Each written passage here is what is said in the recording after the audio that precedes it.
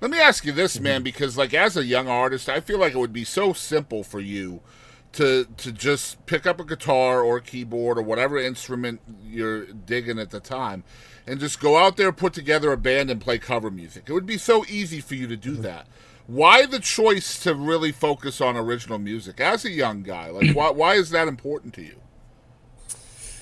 You know, there's something that hits different when you make the art and you put it out there for people to see. It's very vulnerable Yeah. because I mean everything is subject to hate on the internet, Sure. and Yeah. I've gotten thousands and thousands of hate comments, but I've also got 10,000 comments that are uplifting. So And it's just encouraging, yeah.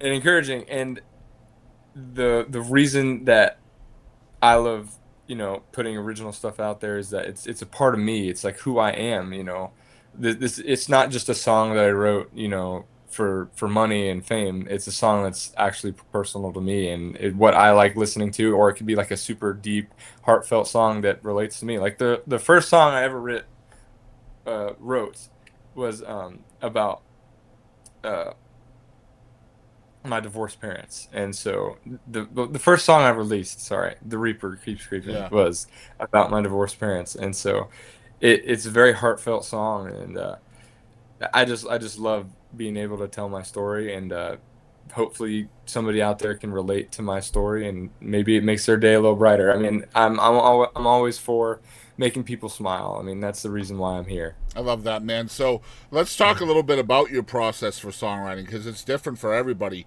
You mentioned Mhm. the first one there, "The Reaper Keeps Creeping," is really personal to you. It's a personal experience you went through. Is that typically how you write personal experiences, or are you able to kind of hear a hook or a phrase from somebody and then turn that into a song as well? Yeah, so if I'm really in my feels and I'm like, dang, I really need to write right now, I'll go sit down and I'll just make something up on the spot. Like I got a this one song that I'm pretty proud of that is coming out somewhat soon. We don't have an exact date yet, but it's gonna be cool. And it's about being there for somebody who's been struggling a lot. So I'll explain it more when it comes out because I don't want to spoil too much. But um, uh, Just like a content creator, right there, yeah, man. Holding it close to your yeah, vest, right? You don't want to put it mhm, out too soon. I get it. yeah. Man, let me ask you this, dude. Again, talking about songwriting, um, the new song coming out is called "Barbed Wire Heart." This is a song Hmm. I just listened to, and I would not have guessed in a million years that a 17-year-old kid wrote this song.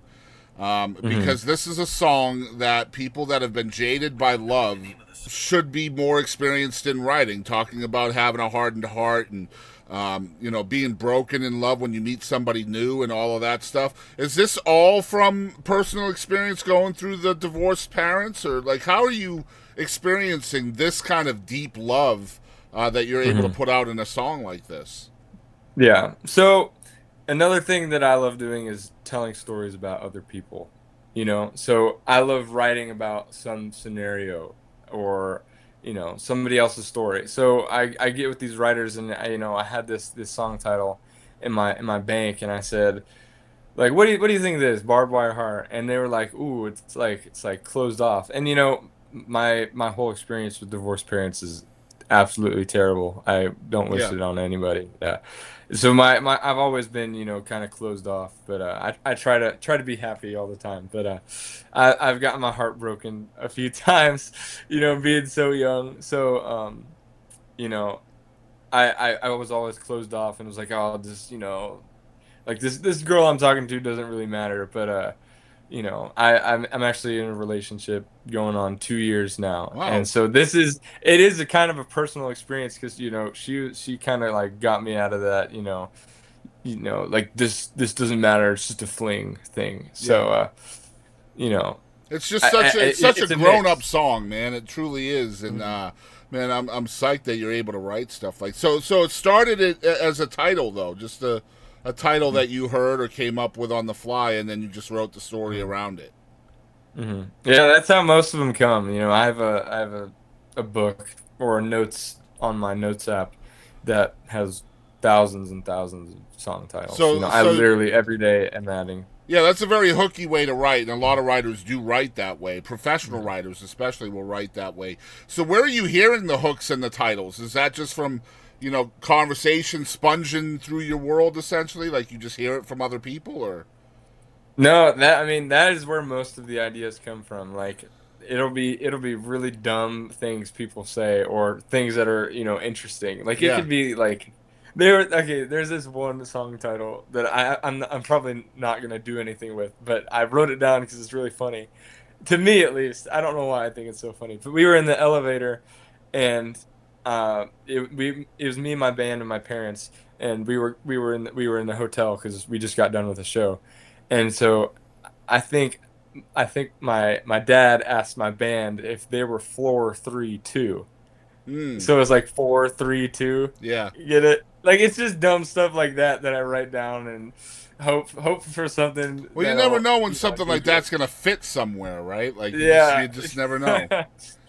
Yeah. And that turn of But phrase is so important as a songwriter too, right? Like trying to say something different or say the same thing in a different way is Mhm. important. Like the two singles, the first one, "Somewhere in Texas." I feel like when your listening base, your audience is Texas fans, it's very Mhm. smart to make your songs relevant to Texas, right? So you have "Somewhere in Yeah. Texas," you have "One Night in Dallas." This is why I feel like these songs, not only are they well written, but they slap, but they're also relevant to your audience, right? So are Mhm. you thinking about that as you write a song, like being commercial, being marketable, as well as being relevant? Oh yeah, absolutely. I mean, this business is 20% talent, 80% marketing. I mean, it's business. It's business. Mm-hmm. It's a business. You gotta appeal to the audience, and obviously, all my songs have an original part of me, and I write. I'm a part of the writing process of every song that I put out. Um, but I mean, you got to make music that people like and people will listen to too. So and I just love Texas. So I mean, it's stuff that I like to sing about and write about. So it Yeah. all works out. Yeah, and you're from here, you're playing here, all of that. But how do you feel about like perhaps becoming more of a national artist? Because that's going to happen. It already is happening for you Mhm. to some extent. Like, do you feel like the writing might change a little bit and become a little more broad in scope? Yeah. So I I don't think that will happen. I think that I will stay like I'm a very stay true to myself guy. Like I know where I'm from. I know what I love writing about, and I'm not gonna let, people I love take that. over what I've already got going. Like I'm Tristan Roberson, and you can't change anything about it. Yeah. You know. So don't worry, I'm not gonna be making any trap beats. Well, darn. Um, yeah, you're gonna start talking about like bro country and shit like that, right? Like,